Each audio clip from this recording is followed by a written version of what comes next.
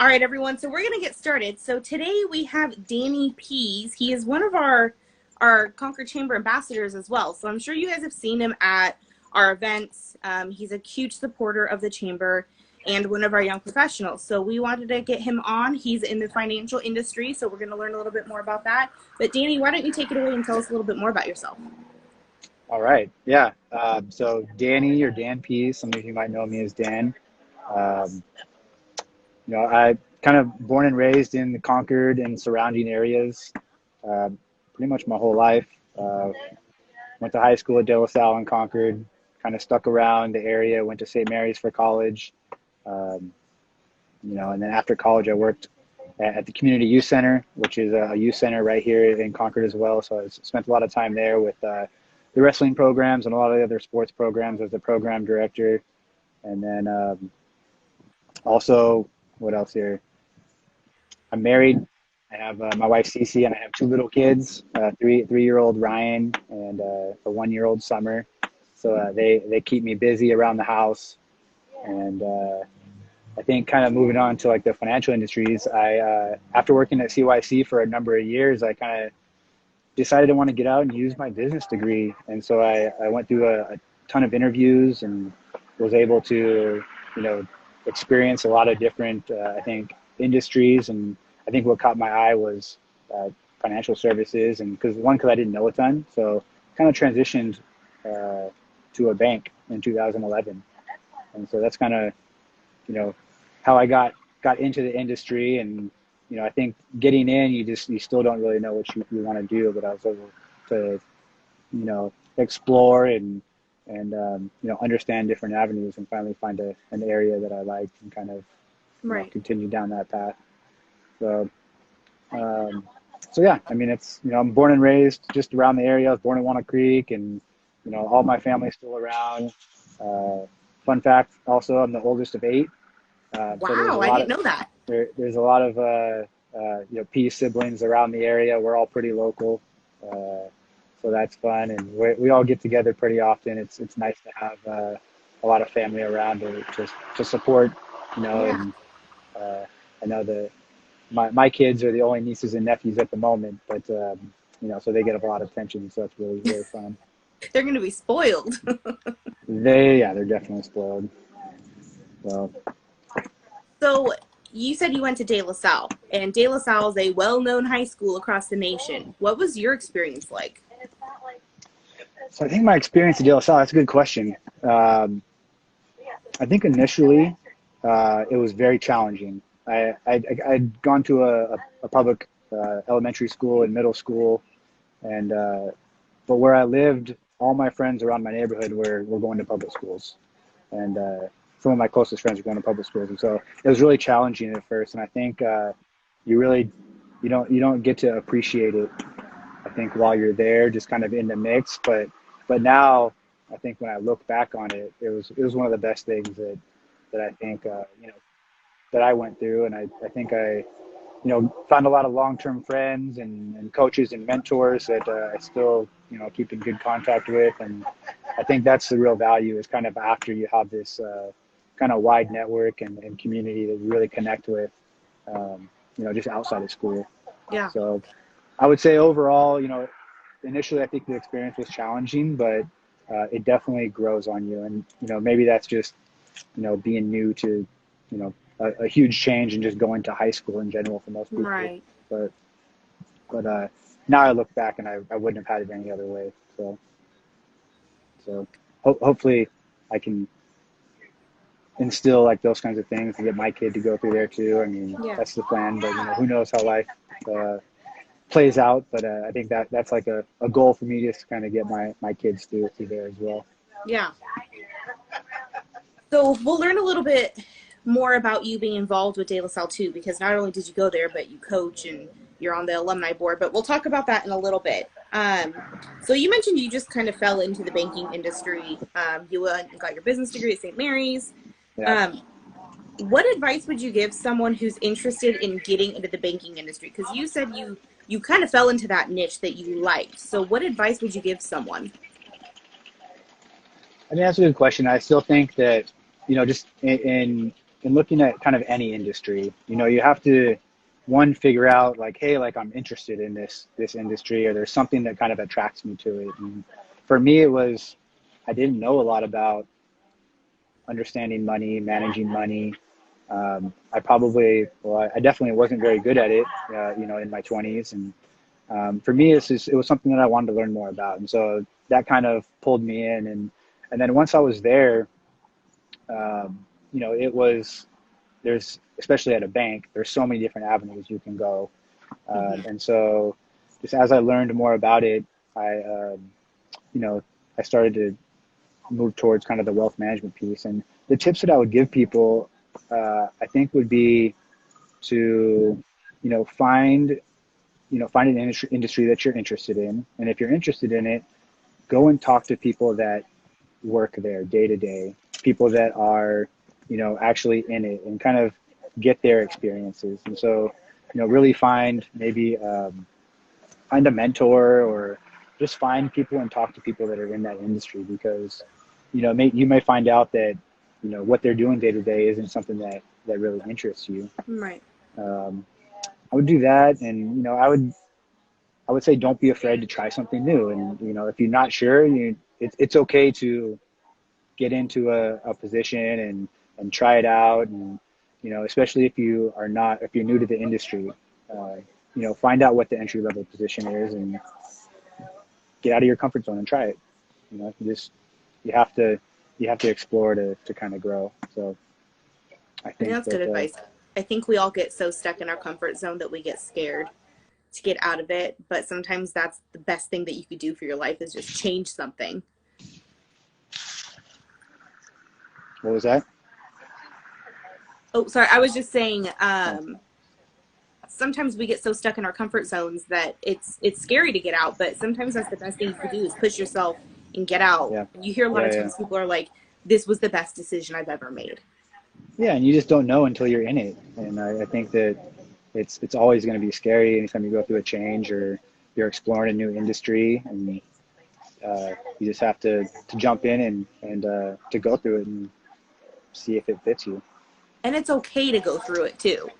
Yeah, you don't have to be stuck in it. Because honestly, that's how you're going to find out if you like it or not. Right. So in your industry, customer service is a huge piece of what you guys do. I mean, you're dealing with people's money, which can be scary. In my opinion, I wouldn't want to do it because I'd be too scared. But you have a lot of different personalities. So I'm going to ask a twofold question. How do you learn to deal with all those different personalities in customer service?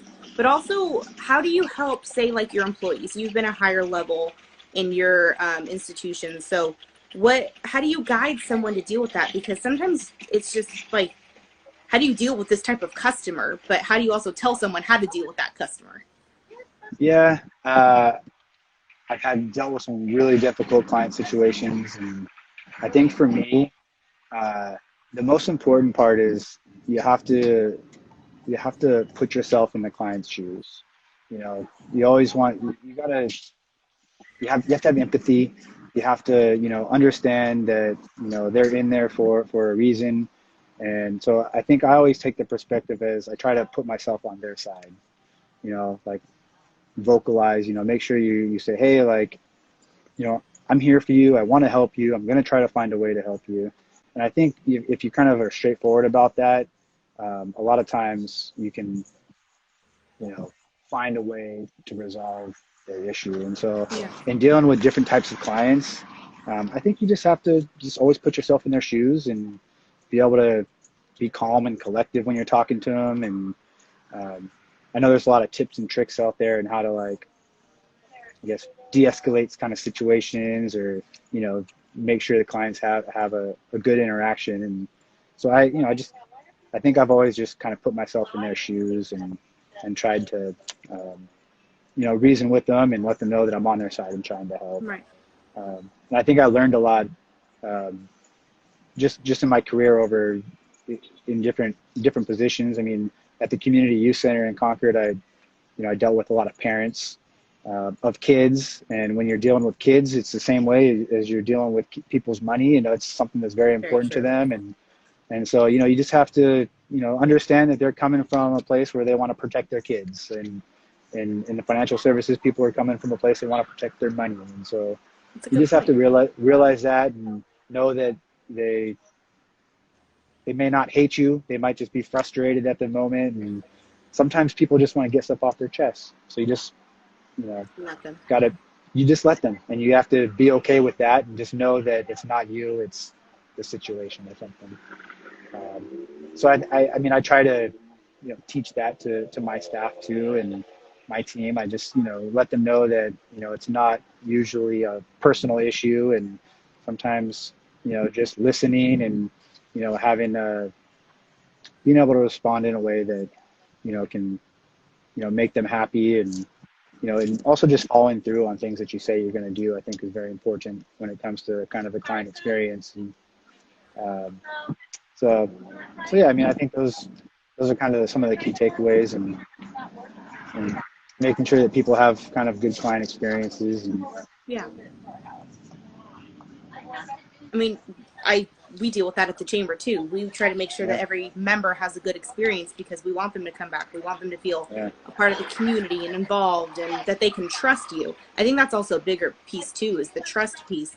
You know, I want to make yeah, sure my money, or even with my kids, you know, I want to make sure my kids are safe at the CYC and you're taking care of my money. So if you can build that relationship, we always say chambers are also big on building relationships. So it's huge. It's a big part of it. yeah. I mean, I would say in any industry, in any job, in your relationships, like trust is huge, and Yeah. you have to be able to, you know, build that trust so people trust what you say. And there's a lot of things that fall behind that. I mean, if you say something, you got to follow through on it, and you know, you want to provide, you know, me, it's like my brand is what I say and kind of what I do. And you know, you always want to kind of perform at a high level for, you know, in anything that you do. Right. So I'm going to relate that into this next question. You know, obviously, it's been a tough time financially on a lot of businesses and people in general through the shelter in place and businesses being shut down and some being able to open. And I'm sure there's been a lot of frustrations and frustrated customers that you've seen, probably confused on what to do. But what are some ways that financial institutions can help businesses through the current situation and help their business try to stay afloat as much as possible?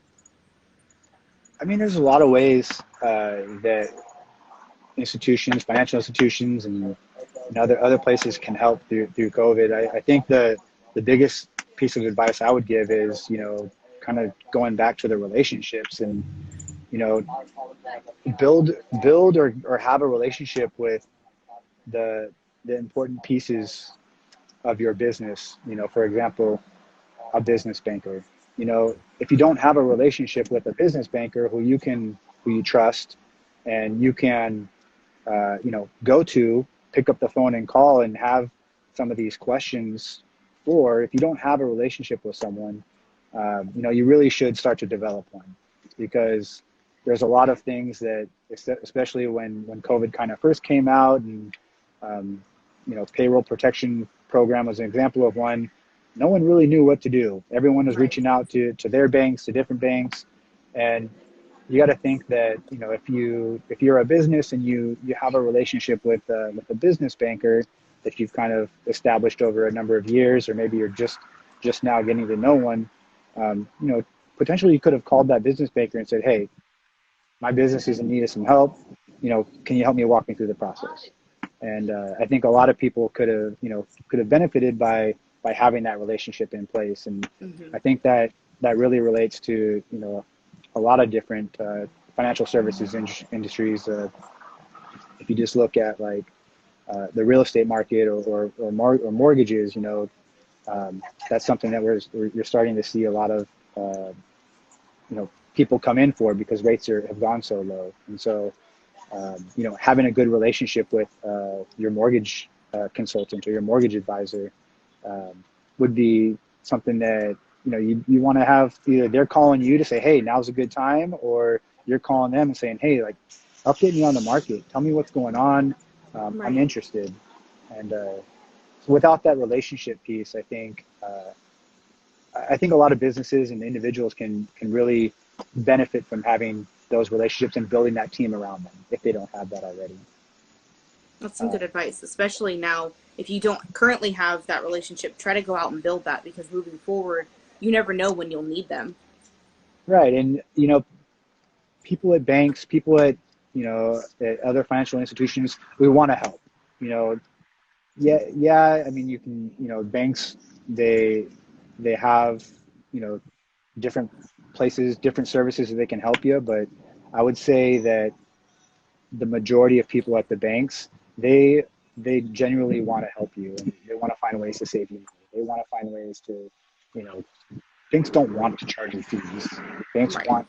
they want to help your clients and find the ways to keep you as a client, and kind of deepen that relationship. And I think, you know, businesses and individuals, they got to start some. You got to start somewhere. And so, you know, I teach and coach my team to do a lot of outreach, but I think you have to be able to build that trust on both ends, both with the Yeah. business and with the bankers. So, but yeah, I would say, you know, the biggest piece is develop that relationship with someone, or build that team around you, and financial services leaders and people in different industries that want to help. So just from what you've been talking about too, you've definitely applied everything that you've learned throughout your career to become where you are today, but you're also Yeah. quite involved with the community. Along with the financial institutions and being involved in that industry, I have my list in front of me. You're an ambassador with our chamber. You've joined the board of directors for the First Tee. You're on the Alumni Association board for De La Salle. You were involved with the CYC, and you coached wrestling, and you do a lot. What brought you to become more involved with the organizations, and why is it important for you to be involved? I mean, some of those on there, like the coaching and, uh, I guess the alumni board, it's just something I wanted to be more involved in the school and kind of give back in ways where, like we talked about at the beginning of the conversation, you know, I got a lot from the school. And so I found a lot of value in the community and the things they do. And, you know, the wrestling coach, you know, he, you know, was a mentor for me. And so part of giving back is being part of those programs that kind of, you know, developed me. And so that's kind of one piece. And I mean, recently, you know, talking about like the board of the First Tee Contra County and being an ambassador at the chamber, I think, for me, I'm trying to find different ways where I can give back and, you know, add to the community and, you know, just be involved in different things that are happening. And, the chamber, for example, I mean, a year ago I joined, and I kind of jumped right in, and I wasn't really, I feel like I wasn't in my most comfortable place. And so it was out of my comfort zone. And so you know, you know, brought me right in and was like, hey, come talk to these people. Like, don't worry. Like, I here's your remember name. that mixer. Here's your name tag. Like, who do you want to meet? And, you know, and even, you know, for a few months, I still, you know, wasn't in my comfort zone. But I think as, Right. you know, I attended a ton of events, and, you know, I think it kind of became more comfortable. And I think that it was it was an area where I wanted to grow also. So, you know, looking at that, I'm always trying to put myself in a position where, you know, get uncomfortable to, you know, kind of grow and develop. And so part of that is also kind of getting on, you know, different boards and, you know, all, for networking purposes. You know, the board is more trying to, you know, find other ways to give back and, you know, add value to the community, I think. Right. So still, I think being on a board, I'm still in kind of my uncomfortable zone because I haven't really been part of them for very long. But you know, I'm still young, and I got a lot to learn, and I hope there's some good leaders and mentors on there that can help me as well. Absolutely. Continuing to learn and gain those experiences are so important, especially as young Yeah, professionals, I find too. for sure. So Kevin, a while ago, mentioned that you were actually one of the first people he connected with at the chamber. He says thanks. Yeah, I think we connected. It might have been like the Halloween. I think it was a UFC gym, maybe. I'm Oh not my totally gosh, sure. yeah.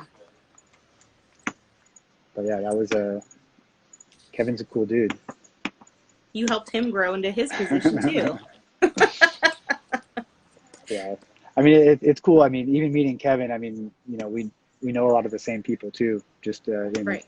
in his previous businesses, and so I think part of that's just being part of the Concord community. Like a lot of people are connected, and I think that's it's pretty cool. Concord's a big place, but also the community is I think very tight knit as well. So you enjoy working in the community that you grew up in.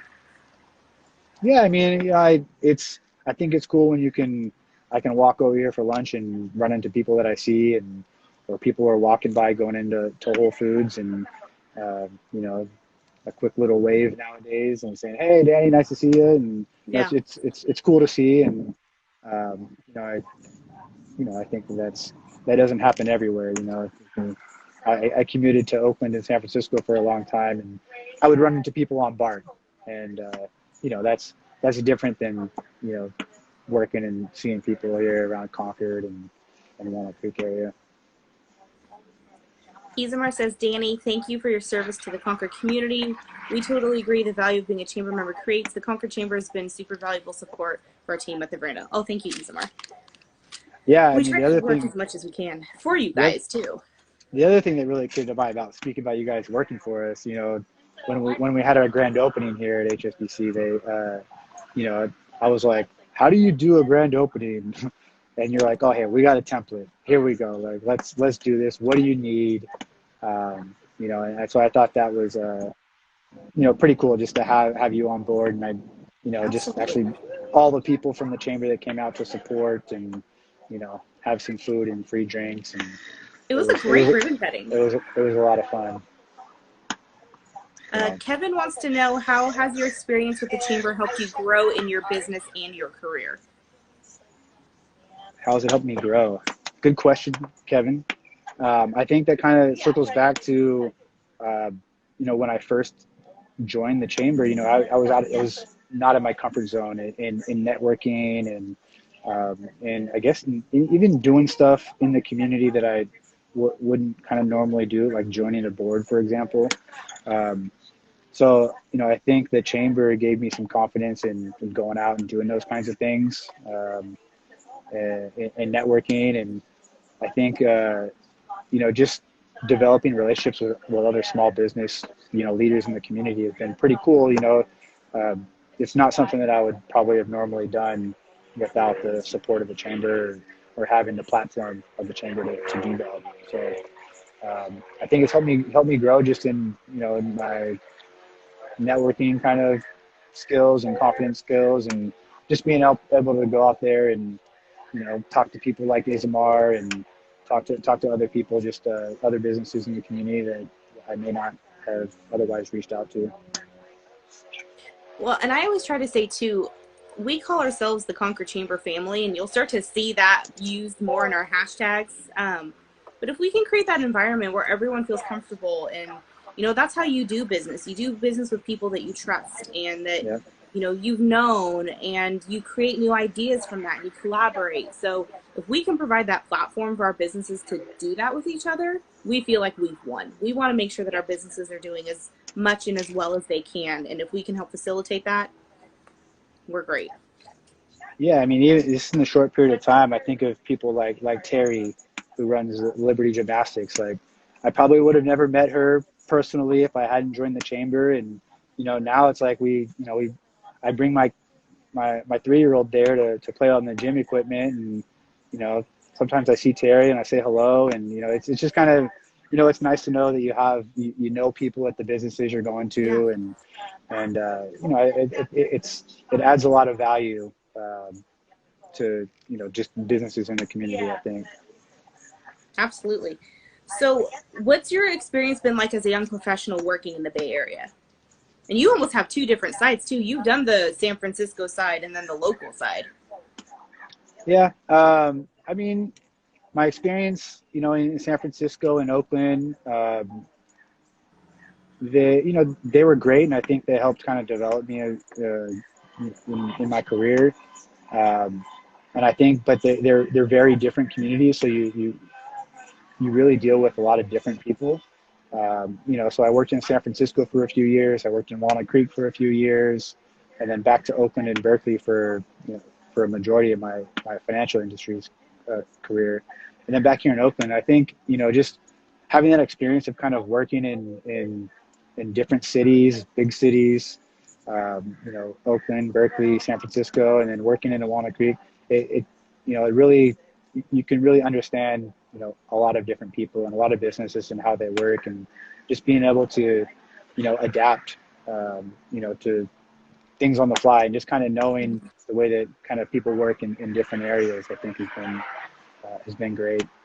I think, and just being a young professional, I think, I'm just, my goal is to, go to events and network with people, and, really just get to know them. I want to develop my team. I want to develop, my network. So people come to me, and because they trust me and because they know me. And so, I've really tried to do that. And I don't want to ever feel like people, like I'm trying to sell someone. I want people to know that, I'm here as a resource to try to help them.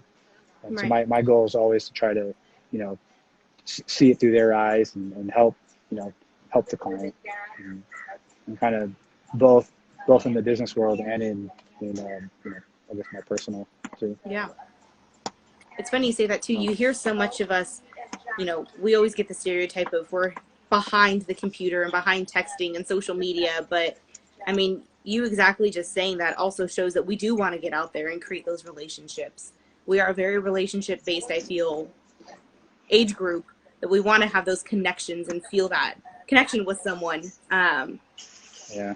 And I know the chamber's a little bit more of an old school figure, and we're shifting that, but there's a lot to say about getting out in front of someone and actually meeting them. It's a totally different feel, and doing business with that person. Yeah, like I said, not everybody's comfortable in that situation, and Right. I mean, and for me, like, I probably wasn't comfortable for a few months. Like it takes a while to adapt and just understand that everybody's uncomfortable, and you're not gonna build that relationship on one meeting. You're gonna build Right. that relationship over time. And so I think that, you just have to put forth effort. And like I've told you a bunch of times, like I was like, look, like I want to be present. I want to go to all your events. I want to be there so people know me. And, so I tried to put in that effort, and I think the Zooms have been great during COVID here, but it's also been just a new challenge, I think, for all of us, because it's definitely a different way of networking. And I would say it's much more difficult to build the same type of relationship over a video. You don't get to feel the person, and see their mannerisms a lot of times, Right. or kind of understand what they're doing. It can be very different. Yeah. Well, we're hoping that someday soon that we can all get back together into an event, because we have a lot of our Sure members will. saying, when are we meeting again? Not yet. We'll get there, but not yet. Say join the Zoom call. That's when we're meeting again. Exactly. We have fun with the breakout rooms. If you guys were on the mixer last week, we had a beer tasting and we talked about beer. So we also, while we want to do business and we try to do that as much as we can, we also know that we want to have fun, and like we keep saying, building those relationships with each other. Sometimes you have to have a little bit of that personal touch into it. Yeah, for sure. Isamar said, love this format. Shout out to Urban Remedy and Whole Foods at the Veranda. I used their watermelon ginger organic cold brew organic drink for her margarita tonight. Ooh. Oh, Isamar, you might need to send us that recipe. That sounds delicious. Sounds refreshing too. So, and I want to remind everyone, if you guys have questions for Danny or comments, go ahead and put them in the comment section, and we'll make sure that we get them answered for you too. So now we've gotten to know a little bit about you and what you do for work. and how much you volunteer and you're involved and you come to the chamber meetings and you're on now, but Yeah. you also have a family. So what's it like balancing the family work life, especially for you that, you know, you were considered an essential business staying open through all of this? Yeah. Yeah. Well, my wife's on. Maybe she can answer this one. Um, but What's it like but from the other end? but no, I mean, it's definitely been a challenge. I think trying to um, prioritize time to do everything, and I think I got to give my wife a big shout out because well, when daycares and everything closed, I was the one that was going to work still every day, and she was at home doing remote learning or remote teaching and watching the kids. So I think you know with all that and me still trying to do all these other things, couldn't have done it without her support because she was already doing a lot.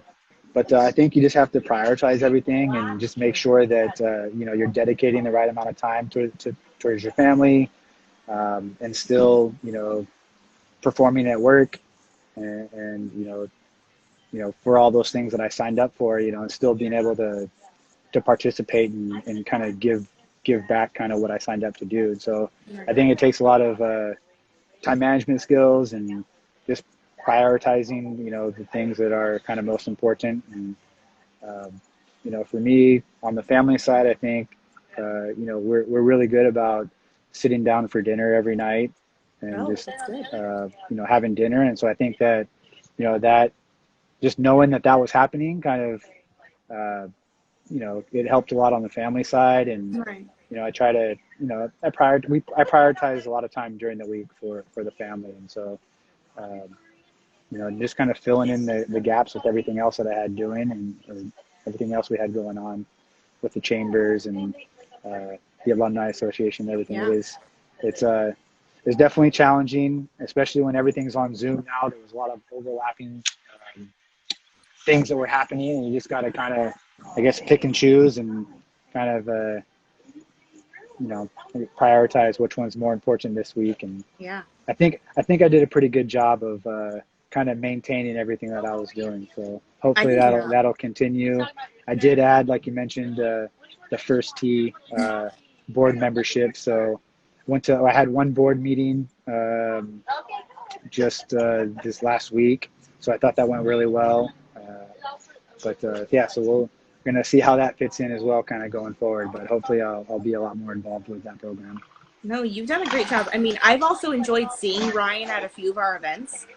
I think it's been great Oh, yeah. to see his little body like pop up, be like, "Hey, Dad." Yeah. He's jumped on the Zoom calls. He's He's part of us now. he just likes to point at people and say, "Who's that? Who's that? Who's that?" And there's a couple people sometimes that are on there. He knows. So it's also interesting to have him see that on there. But he's also become a pro at Zoom also. So Oh, he's he gets to Zoom. Well, he was Zooming a lot of his aunts and uncles and grandparents. So okay. he's pretty good at FaceTime and Zoom now. Well, I might enlist him to help me run some Zoom meetings then.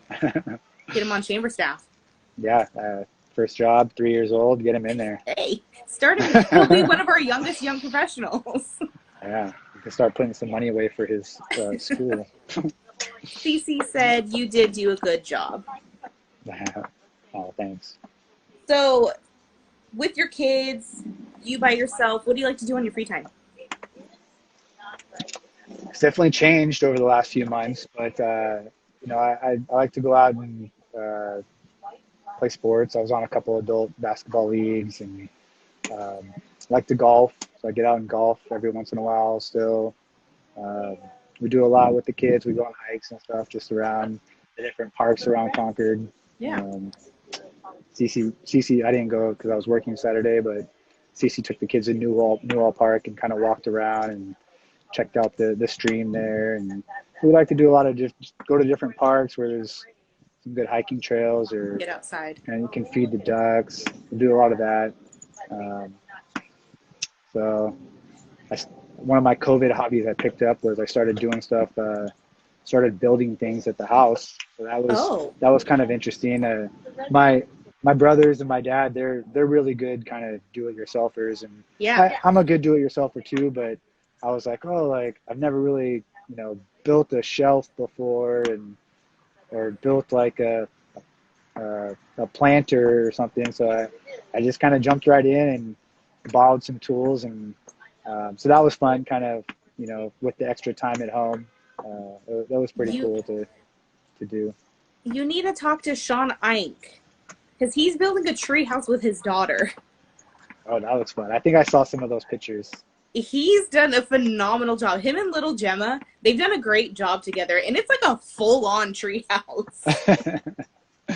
Yeah, this stuff's fun, but the projects, I think that they're always like, oh, like I'll get this done in like one day, Yeah, and then it never ends is. up taking like a full week, and you're like, Yeah. oh man, I didn't think about all this. But yeah, that was like that was some of the kind of fun hobbies I kind of picked up, and I like to do stuff around the house, just little things here and there, to little home improvements. Yeah. Um, but yeah, so yeah, like to get out, sports, home improvements.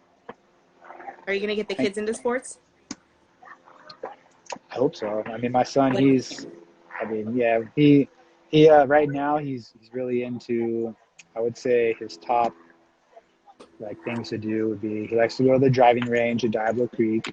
We've okay. done that a bunch, and he can make some pretty solid contact with the ball, so that's cool. We have this little basketball hoop at the house. He just runs and does layups and does that. I would say those are his kind of two favorite things to do right now. Um, Hopefully he'll get into wrestling, if CC lets me, Yep. let him get in there. So I'll take him to some wrestling practices. He's been to a few at the CYC, but let him run around and play.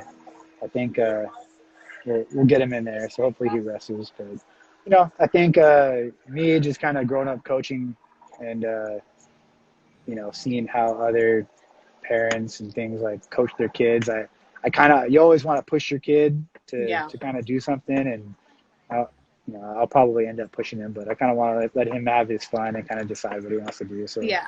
I'll give him a little bit of space and let him kind of figure out what he likes. I think he really likes. We took him to a Pittsburgh high school football game last year, a homecoming game, and he absolutely loved the marching band. And Oh, okay. so That could be fun. now all we listen to on Spotify is marching bands, and it's You need to interesting. show him some of the Blue Devils tapes. I haven't showed him the tapes. We've listened to the Blue Devils, Okay. and I've put some marching band stuff on the TV, but he loves it. So we'll see. Maybe he'll be a wrestler at in the band or something. There we go. Yeah. Isamar said she's a wrestling mom. Love the character it creates. Hope your son does wrestle. Oh, that's cool. I didn't know that. I didn't either, Isamar. That is cool. All right. If you guys have any more questions, put them in the comments real quick before we wrap up. But I do want to say thank you for joining us today from the beautiful Pete's Coffee. It looks so nice out there. It's beautiful. We appreciate you, and I can't express enough how much I appreciate you helping with the chamber and being an ambassador and all that you do.